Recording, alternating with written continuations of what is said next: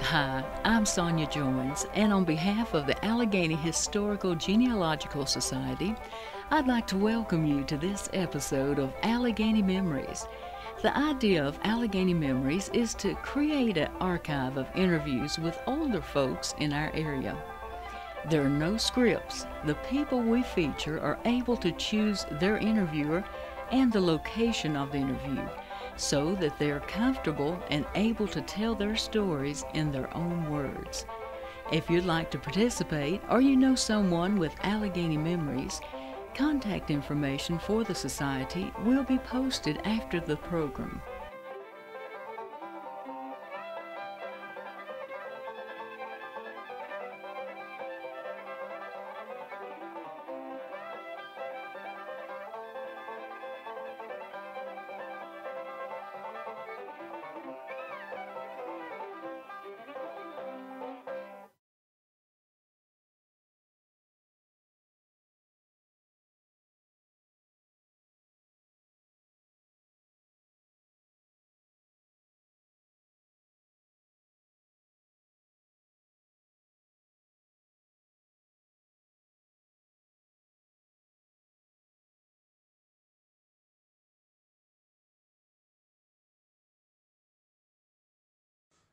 Thank you for being with us today. We are privileged to have Lois Dixon with us today to give us her story of her life here in Alleghany County. I am Ed Hall. I will be helping her through this today.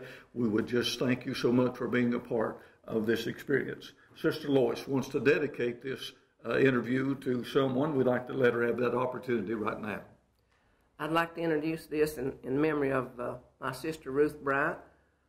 She was the second in our family, and she was like a mother to us.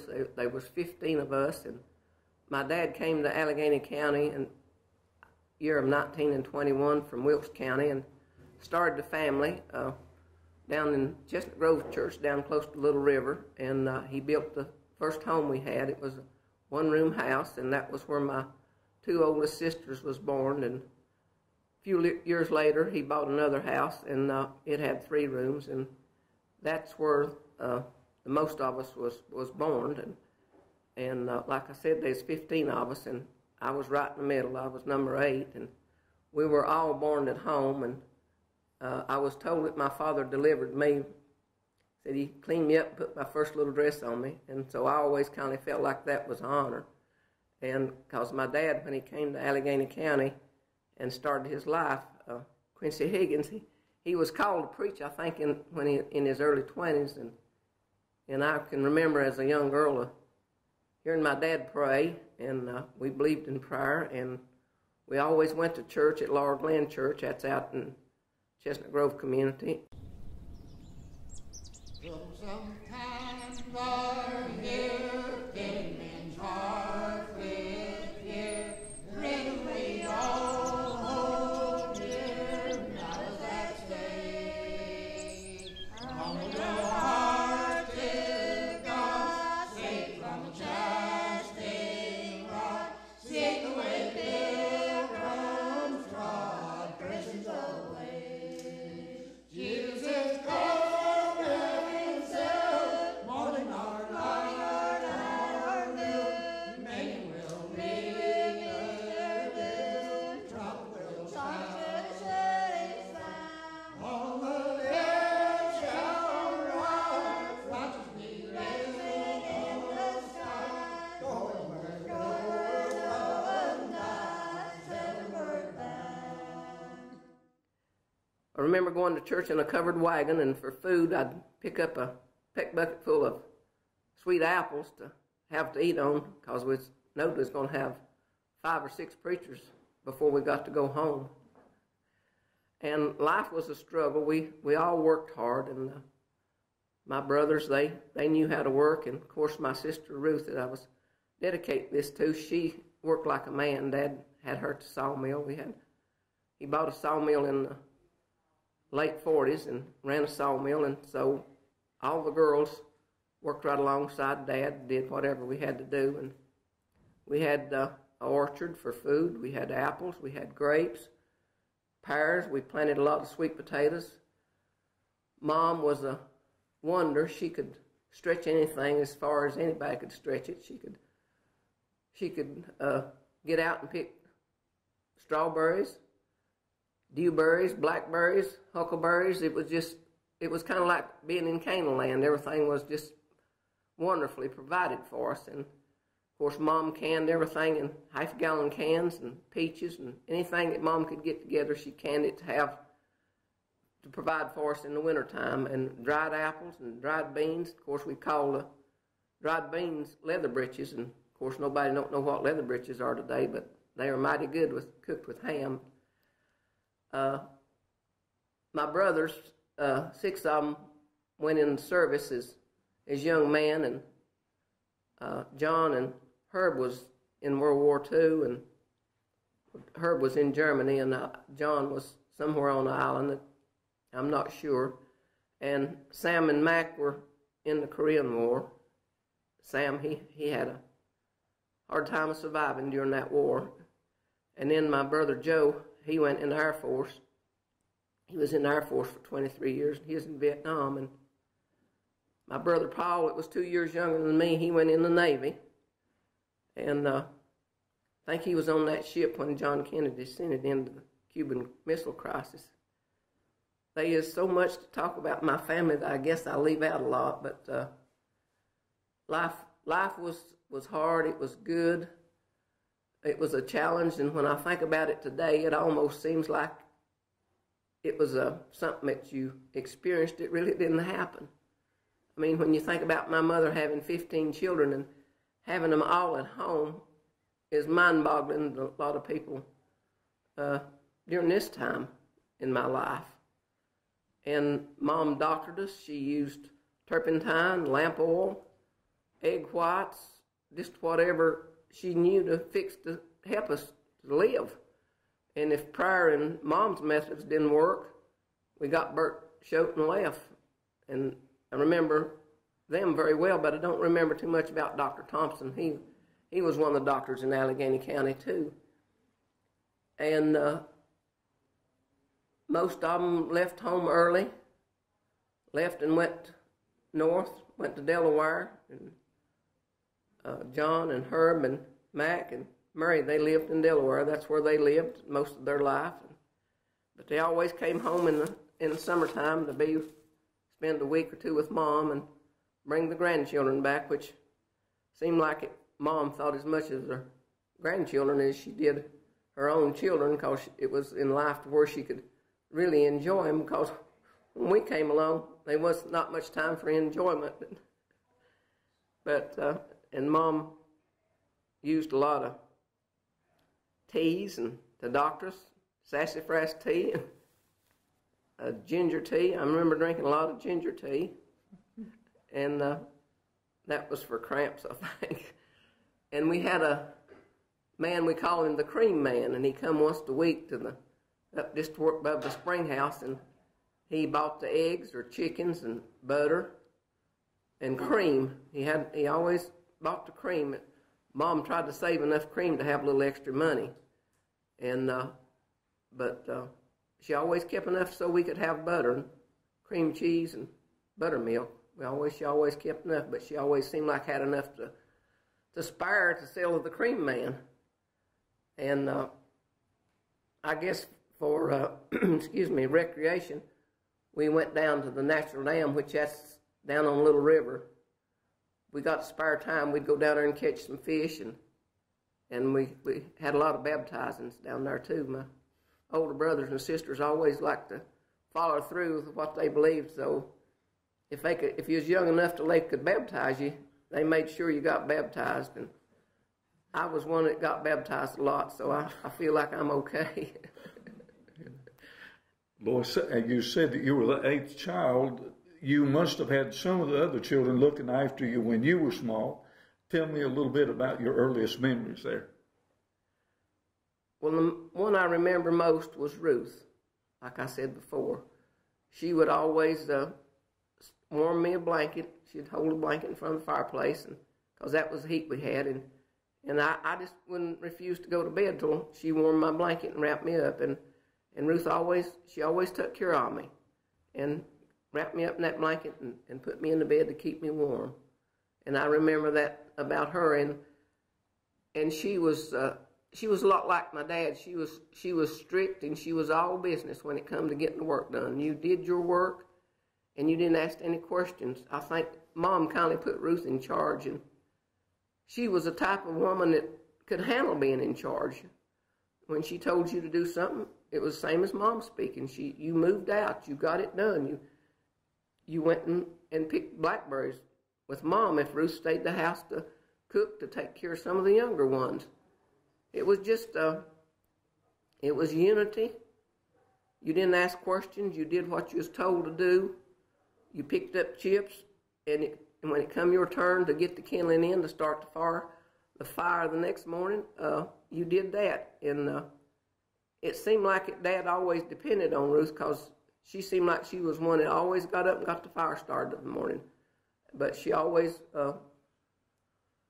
let me know that I was better get the kindling in. If she had to start the fire the next morning, there better be enough kindling in that wood box beside that stove to start that fire, because if you didn't, there was the consequences. If there's snow on the ground, you better get out there somewhere and hunt some sticks and stuff to get that fire started, because that was the thing. You got that done of a night before you went to bed. You make sure that was all taken care of. The boys, John and Herb and Sam and Mac, I know we were close, and I know that they got out and did things like the rest of us did. They had a trap line that they set steel traps and caught any kind of animal that had a skin on it. They skinned him and dried the hides and sold it. That brought in extra money. You had extra money for the things like that you did. And I guess most people in Alleghany County did things like that. I mean, it was just, and we helped our neighbors, and we raised wheat and rye and buckwheat. I remember a lot about the buckwheat, because we had a lot of buckwheat pancakes. And we stacked all that, and the thrash machine came, and the neighbors came in and helped thrash the grain. And I know the straw that was thrashed that day, we was very happy to get it, because that's when we could fix our ticks, our bed ticks, and we'd get all that straw out. It was crushed up and put new straw in, and our beds was real high. And we sure enjoyed those straw ticks when we got them filled up with that new straw, because we knew we was going to sleep good that night, because we had a new bed. And when the thrash machine came, the neighbors, they came, and they all got together and cooked a big meal for all the men that was working at the thrash machine. And life was, when I think about life today and back then, God was awful good to us, because we were really, really blessed to have a mother and a father that taught us what hard work was. And it was just a trait that everybody needed to know about hard work. And when they say hard work won't kill you, I'm here to testify that it didn't kill any of us. We all became grown men and women. Other than bringing in the kindling, did you take your turn with taking care of the children? Did you have your responsibilities like that too? I had a lot of responsibility. Like I said, there's 7 older and 7 younger, and I became a mother to my brother Joe when I was about 6. Mom would go to the fields and leave me at the house with Joe and Elsie and Paul. Paul and Elsie would get out in the yard and play to where I could watch them, and then I'd sit in the chair and rock Joe and take care of him till Mom got back. And I don't know, it seemed to me like it was a long time, because I sure done a lot of rocking with that baby. And I was wanting him to sleep, but he didn't want to sleep too much. As long as I was holding him, he'd sleep. But if I got up to put him on the bed, he was wide awake. And one time we was up on the mountain. We called it the Little Round Mountain up above the house, and hoeing corn. And Mom had us all up there, I guess. And Joe was about 6 or 7 months old, and we put him on a quilt out under the tree with the water bucket and the dog, and we had this famous dog that we all loved, and we called him Bill. And so when lunchtime came, we all come down that mountain running because we all was pretty skinny.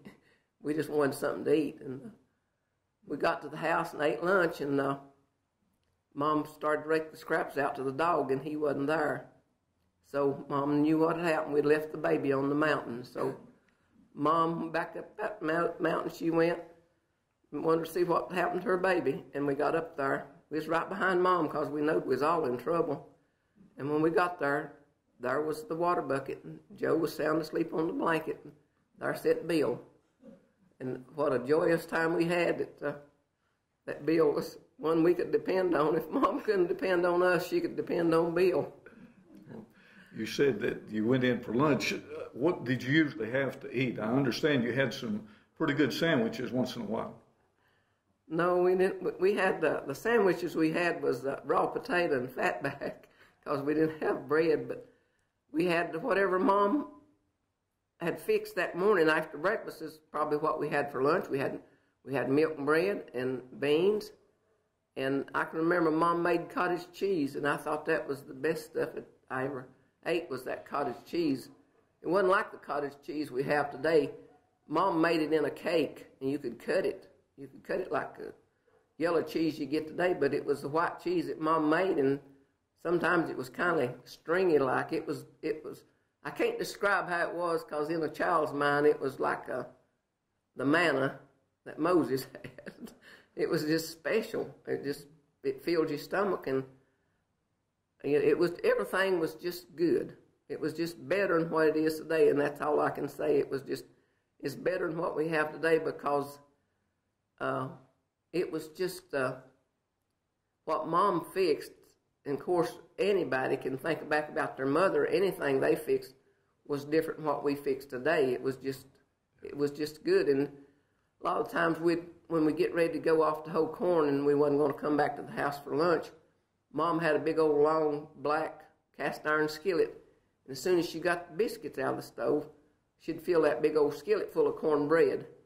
And when it got done, she'd get a box and set it on the table and get 10 or 12 pint cans and fill it up with milk and bread and put us some spoons in the box, and we'd take it and we'd put it in the creek or wherever till dinner time, and that's what we had for lunch was a pint of milk and bread.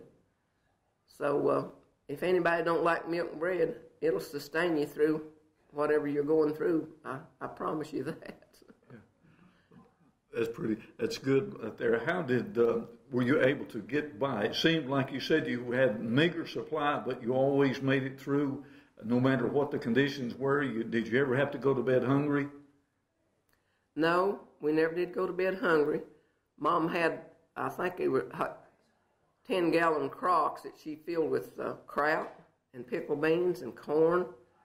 And we always, Dad had hogs, and we had plenty of fatback. I think maybe the hams went to pay taxes or whatever. I don't remember too much ham, but I remember once in a while we'd have some shoulder. Mom would grind a lot of the meat up and make sausage. She canned the sausage. She canned the tenderloin. And seemed like she canned liver once in a while because my sister Mary loved liver. And I think Mom canned the liver. Mom just knew how to pull everything together to make sure that none of us ever went to bed hungry. And I think about it today, and sometimes I just really didn't know where it all came from. Because Mom, we never did go to bed hungry. We always, and she made quilts constantly to keep us warm. And if the old bibbed overalls wore out, she would tear them apart and make overhaul quilts. And when you crawled under them overhaul quilts, you didn't get cold because you couldn't turn over because it was so heavy. But that's good. Well, I know with that many children, there had to be some accidents. I know some of them had to get hurt. And were you involved with any of them getting hurt very bad or anything?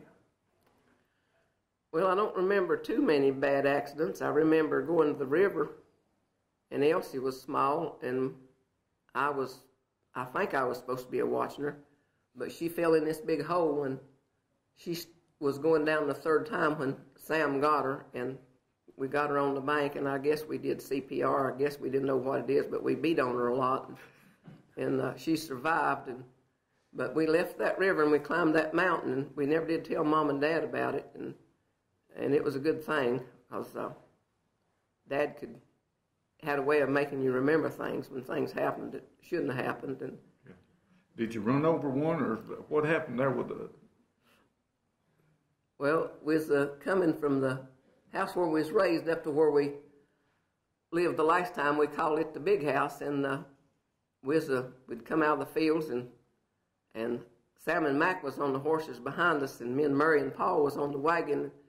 We was trying to outrun Sam and Mac, so Murray was making them horses do all they could do, and we come around this curve and hit a rock, and we throwed Paul off and run over him, and when we finally got the wagon stopped, I got him up, and we checked him to see if it wasn't nothing broke or he wasn't hurting anywhere, and I told him if he wouldn't tell Mom and Dad that I would do all of his work for the next week or so, and so he didn't tell Mom and Dad, but I had to work overtime, so he wouldn't tell Mom and Dad we'd run over him with the wagon, and there's things that you can't remember because there's so much going on, and I know Paul and Joe was hauling hay one evening. It cold, and was hauling hay off the haystacks to haul up to the cows, and we had two horses we called Tom and Kate, and they was bad to run away with you, and they started to run away, and I think Joe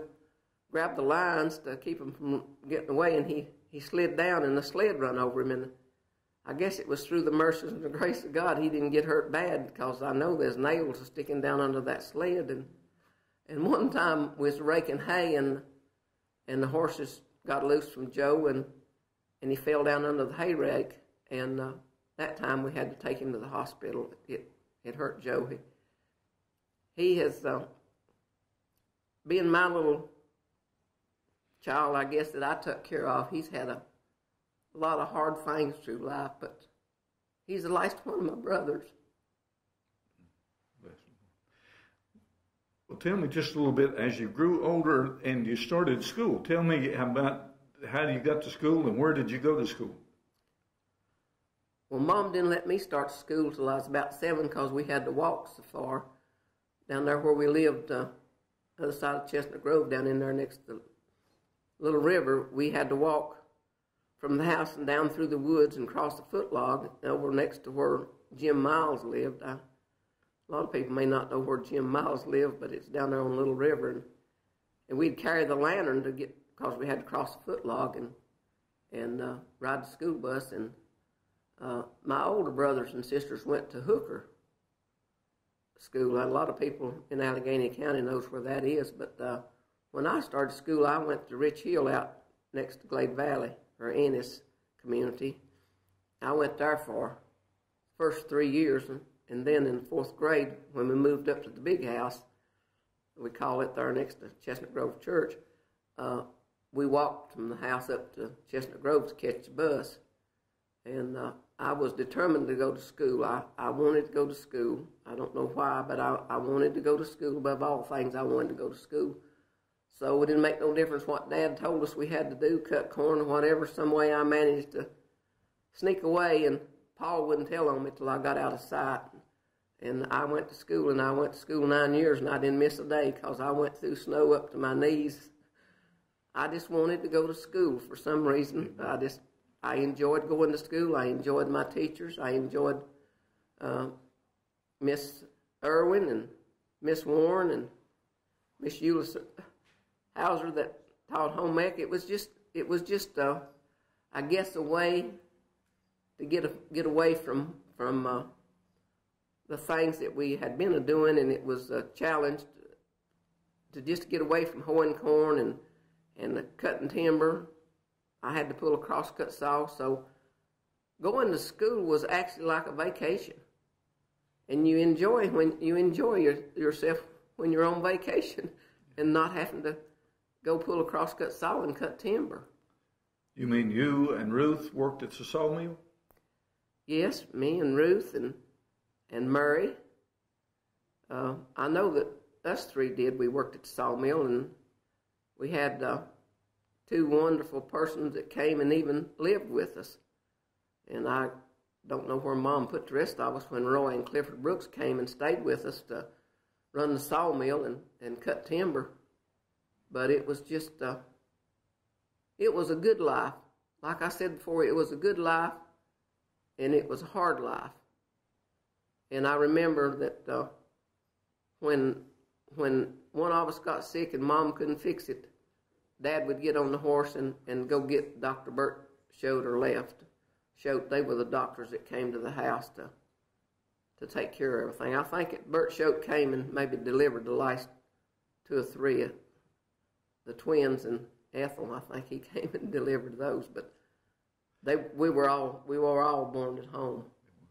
You said something about on your going to school, and were there some chores that you did, especially before you went to school? Something about rocks. Did you? What happened about that? Well, Dad found out a man in Sparta bought rock for the rock crusher, and Dad had bought this truck, and that was one way we had to pay him for the truck. He'd get us up in the morning about 4:30, and we'd go up on the mountain and load the truck with rock, and he'd haul it to the rock crusher, and we got $2 a load. And if he could work it, we'd try to get 2 or 3 loads out that day. And I guess we paid for that truck hauling rock, and then after you got the truck loaded with rock and you got back to the house about 5:30, Mom had breakfast ready, and you ate breakfast, and then you got your milk bucket and you headed to the barn, and you had 6 or 7 cows to milk, and you milked the cows, and you came back and you went down to the foot of the hill to the spring. That's where you strained the milk, and we had the milkman, Buford Billings, that came by and picked up the milk to take to Ashe County for the cheese. And so by the time I got back from helping load rock and milking 6 or 7 cows and then straining the milk to set out for the milkman, it was a push come to shove to get back up to the house and get dressed to get ready to get on that school bus. And well, loading that truck, a small pickup would be awfully easy to load, wouldn't it? I mean, if that's just a small load, what kind of a truck did you have to load? He had a ton truck. He didn't have a pickup to load. We had a ton truck. We had to load that thing with rock. I mean, we needed a big load to get $2 out of, so we had a lot of rock to put on that truck. Well, it looks like with working that hard at the house and around the farm and all this kind of thing, you youngins would want to leave home pretty early. Is that true? That's about right. I think as soon as my brothers got old enough, they left and joined the service, and I guess the rest of us, except Ruth. Ruth stayed there till she was about 30. The rest of us left, and I left and got married when I was about 21. And did some of them want to come back home after they left, or did Dad want them to come back all to lose some good hired hands there? Well, when Dad's sister, Aunt Mattie, got Nancy and Ruth a ticket to go to Baltimore to work at Glen L. Martin's, Ruth was Dad's right-hand man, and he was so broken-hearted when he come in that night and found out Ruth was gone.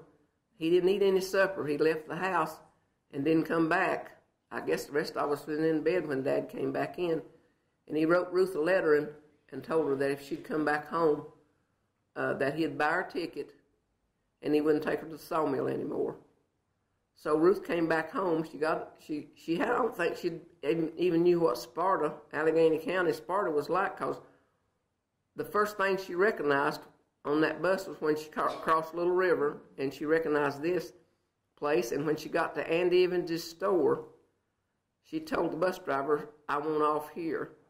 And so she got off with her little suitcase and walked all the way home down next to where the old house was.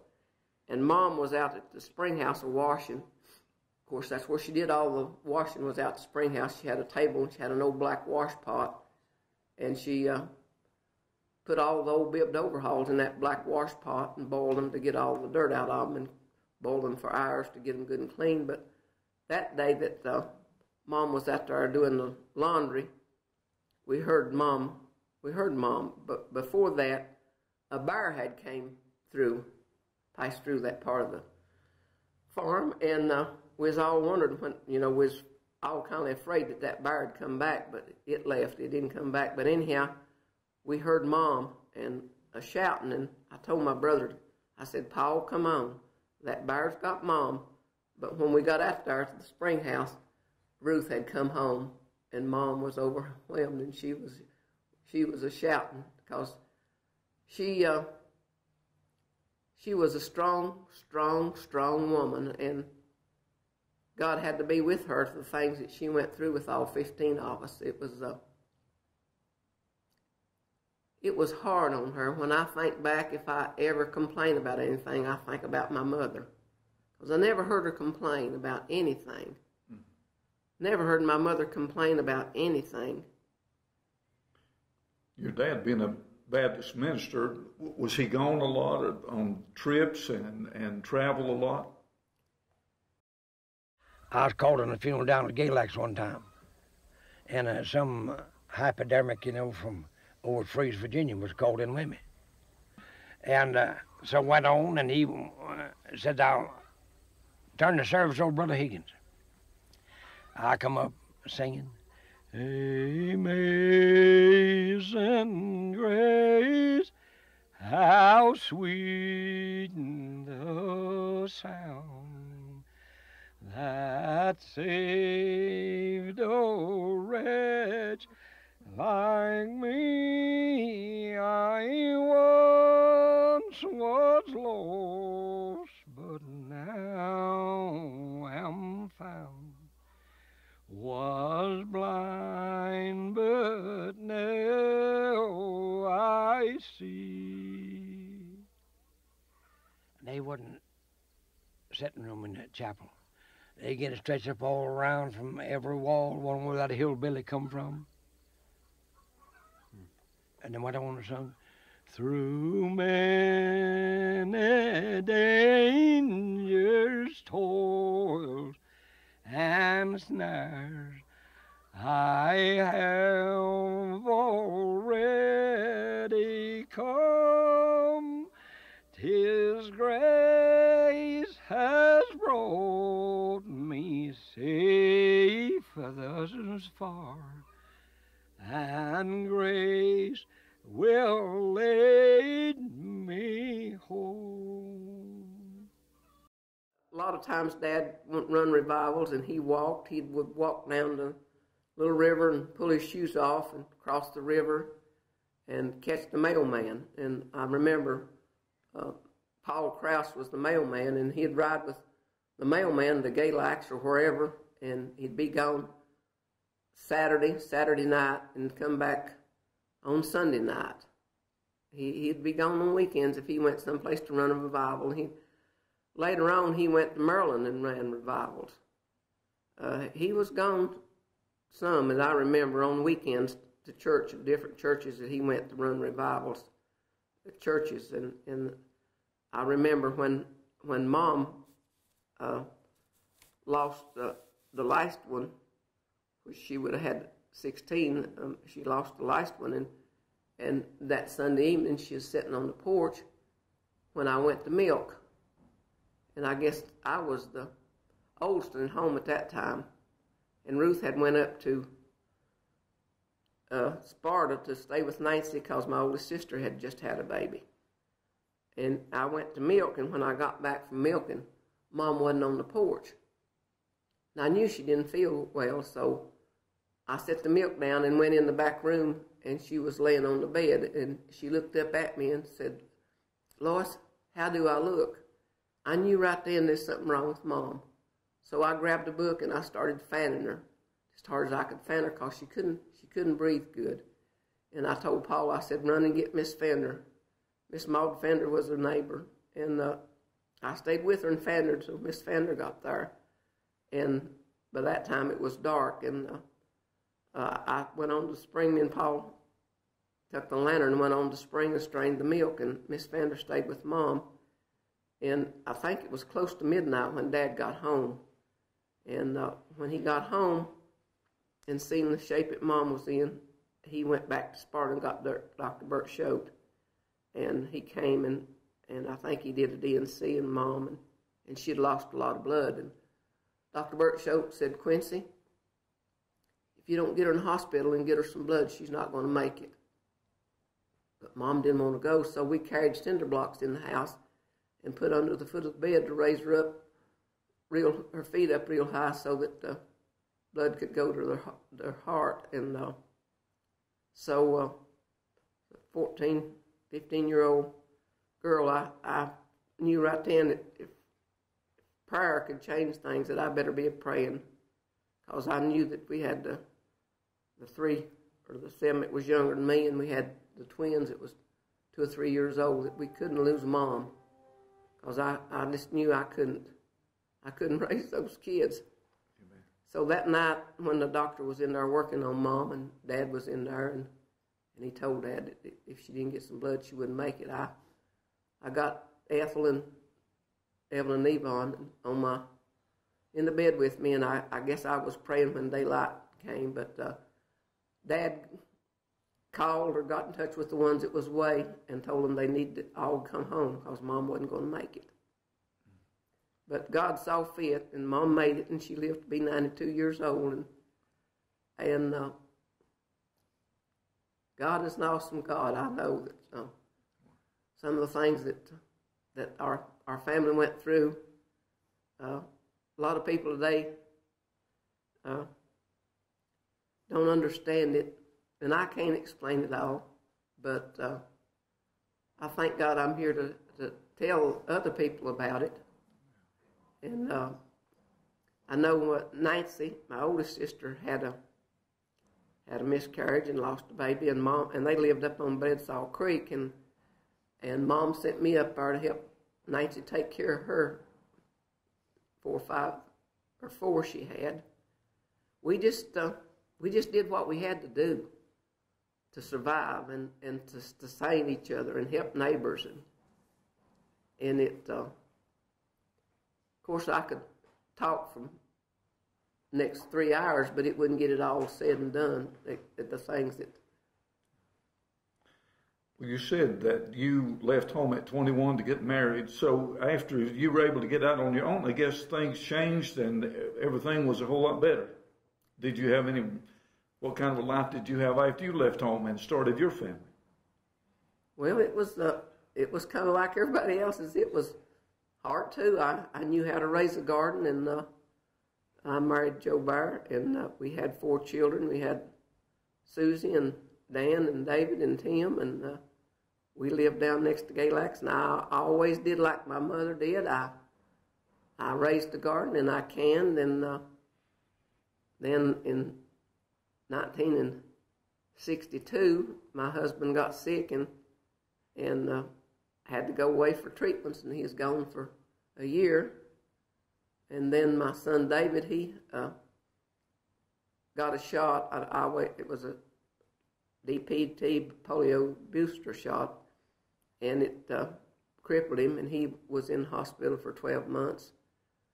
And so life was not easy then. How old were you when your husband had to be away for a year? The children? I was 25, 26 years old. Wow. And they would be a long time that when David was in the hospital, that I didn't get to go see him like that I wanted to.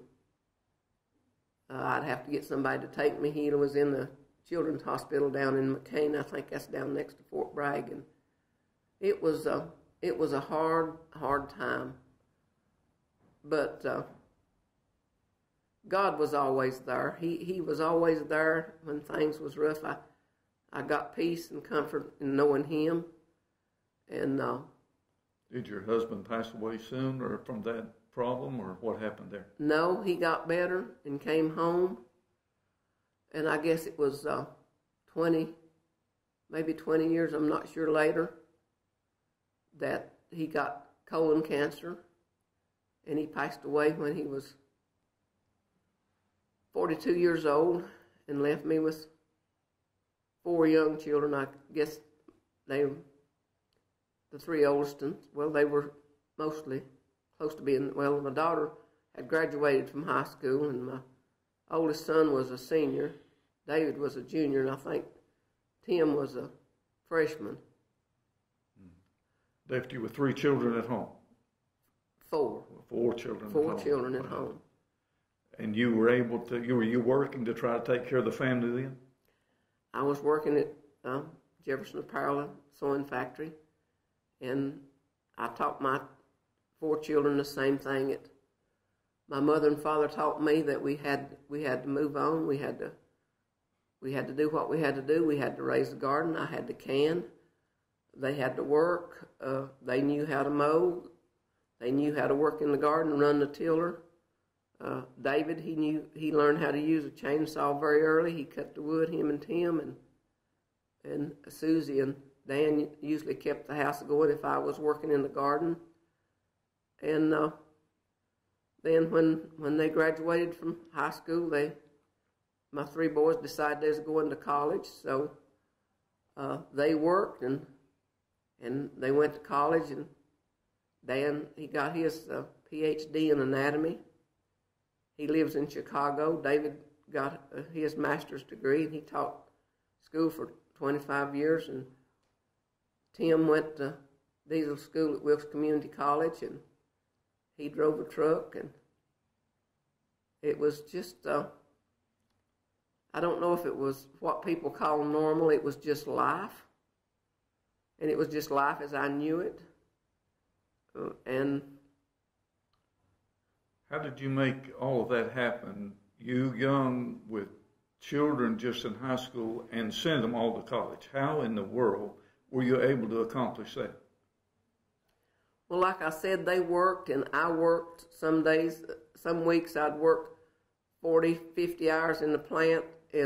But my children that were at home, Susie and Dan, the older ones, and David, they knew how to keep things moving. They knew that if I made a list in the summertime, that they saw that everything was done when I got home. And it just took working together to keep things going. And I had to borrow some money to send them to school, send them to college. When I think about it today, it almost seems like a dream, because I really don't know how it all fell into place. But like I said, they worked. David, he worked in Christmas trees for the neighbor, Don Tucker. He worked on Christmas tree lots. He saved know he bought his first car when he was at Appalachian in college. He paid, can't know how to explain it all, because I really didn't know how it all happened. It just happened. Yeah. It just all. With all that activity, you wasn't able to get out and try to find your husband there real quick. So you had to do it all by yourself, didn't you? Well, I wasn't interested in finding a husband after I lost my first husband. That the good Lord saw had a different plan. So about a year after my husband passed away, I had some work that I needed done at the house. I wanted some brick laid at the basement where the dirt was falling down.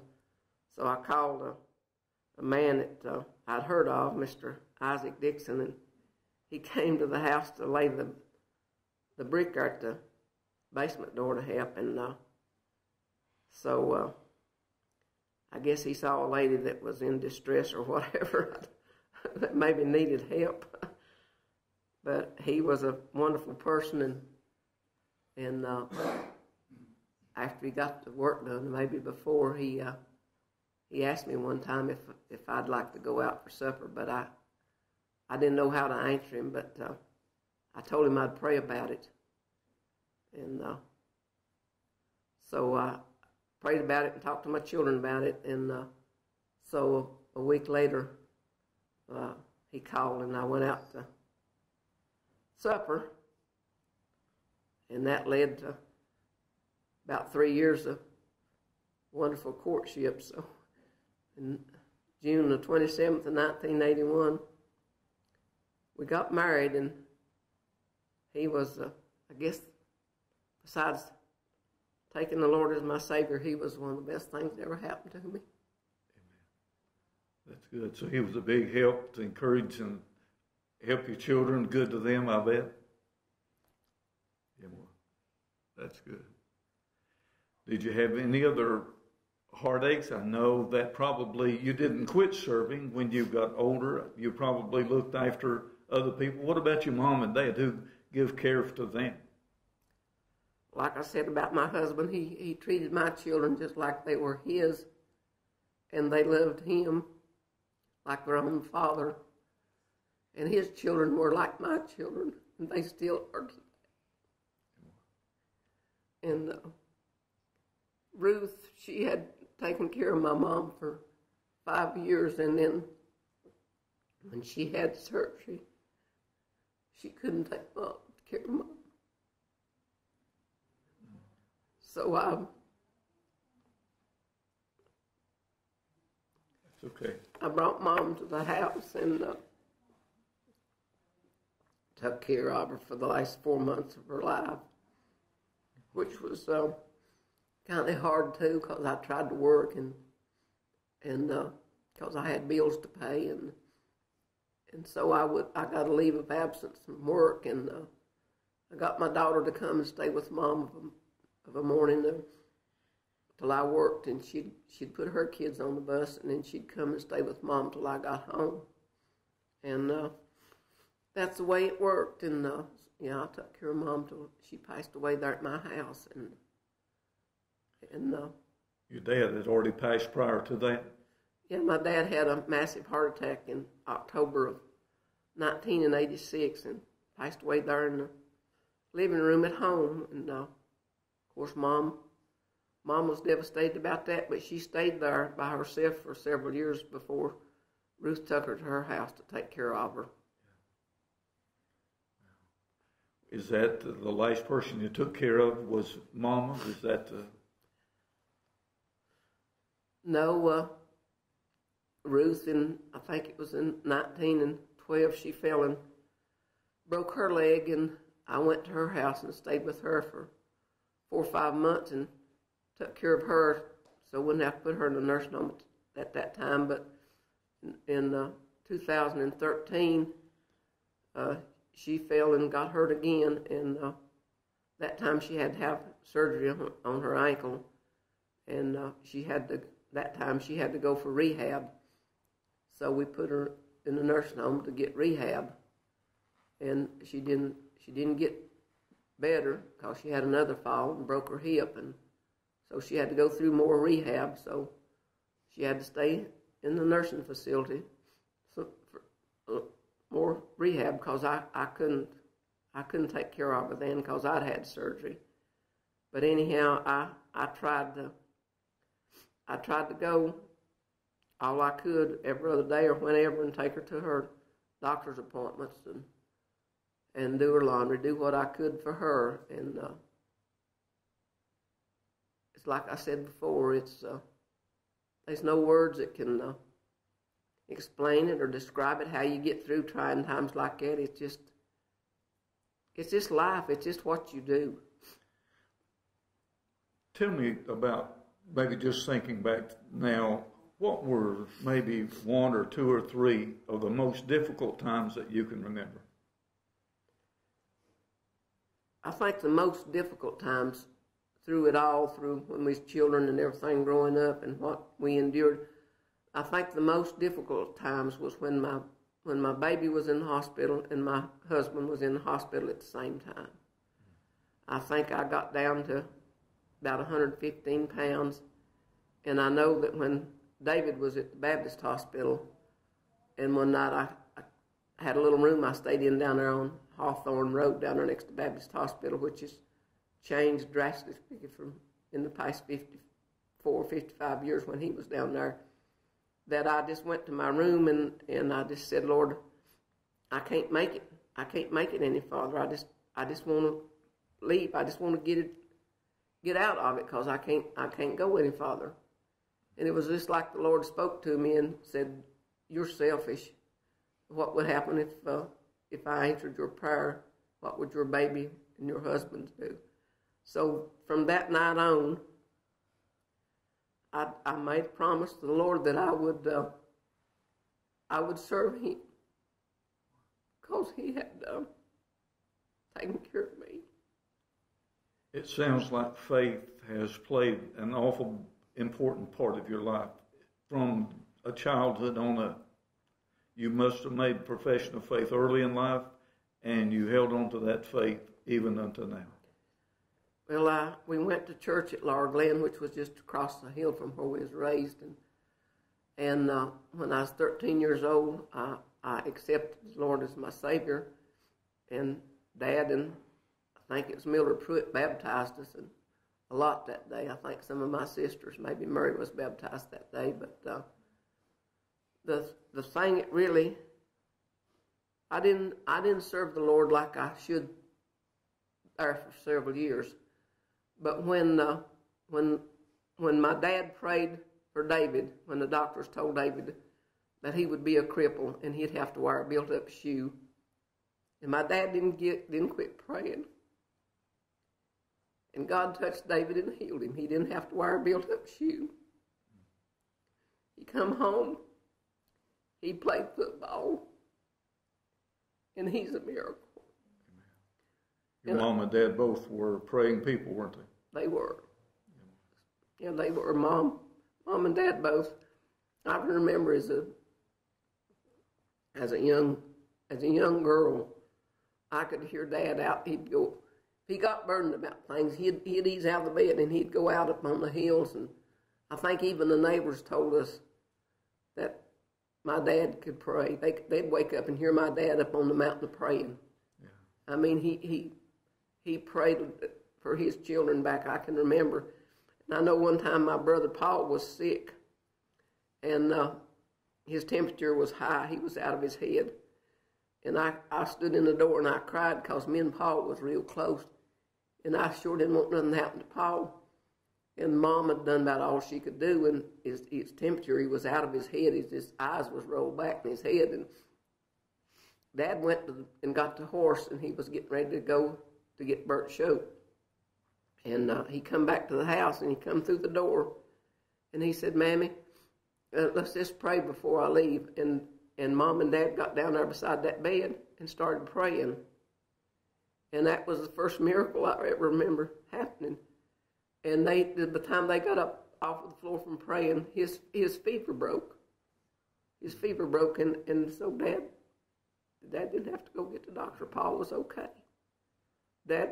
Mom, we didn't have medicine. Mom just prayed and doctored us with things that she knew what to do for us. Amen. It sounds like you've had a wonderful life, troubling life, but you made it through. Is there anything special you'd like to just maybe say that would be an encouragement to maybe somebody else that's struggling right now? Hold on to your faith and trust in God. He'll never leave you or forsake you. And that was one thing that always made my life so wonderful when I met Isaac Dixon. He loved the Lord. He loved the Lord. He was up early on Sunday morning. He had his shower. He was ready to go to church, and he'd always say, "Baby, if you can get to work on time, you need to get to church on time. If we can't get there on time, we won't go." That was one thing I could say about my husband, Isaac. He was always on church, always in church, always wanted to be on time. He was like the scripture said, he was your soulmate. He was there through anything you went through with. Isaac was there to help you. He taught his children that. And my stepson is such an encouragement to me today. All I have to do is call Rex Dixon, and he's there for me. I just wish that the whole world could experience today like the family that I had.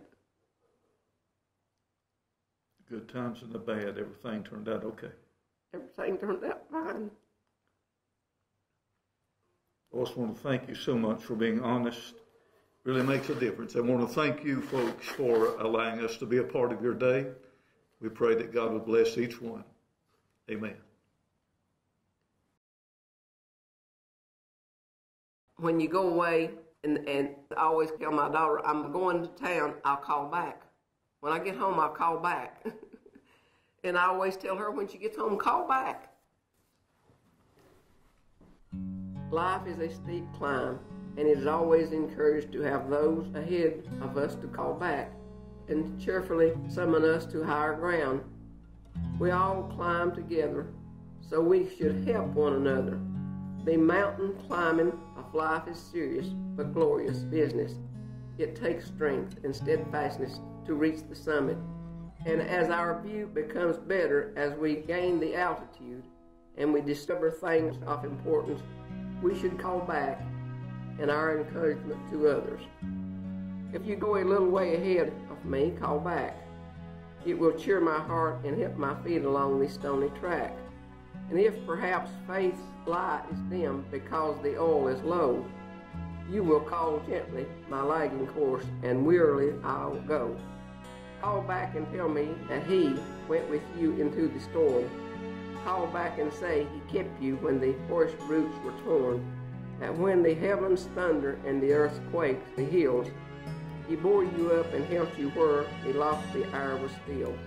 Oh friend, call back and tell me, for I cannot see your face. They say it glows with triumph and your feet spent the race. But there are mists between us, and my spirit eyes are dim, and I cannot see the glory, though I long for word from him. But if you shall hear me when your prayer was but a cry, and if you say he saw you through the night, the darkened sky, and if you go a little way ahead, oh friend, call back. It will cheer my heart and help my feet along the stony track. Call back.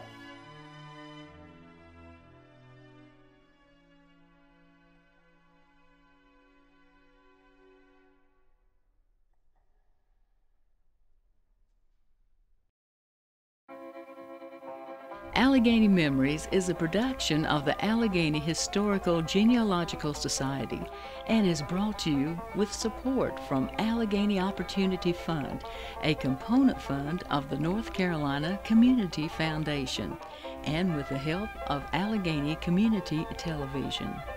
For more information on Alleghany Memories, the Alleghany Historical Museum, or Alleghany Historical Genealogical Society, please visit us online at ahgs.org.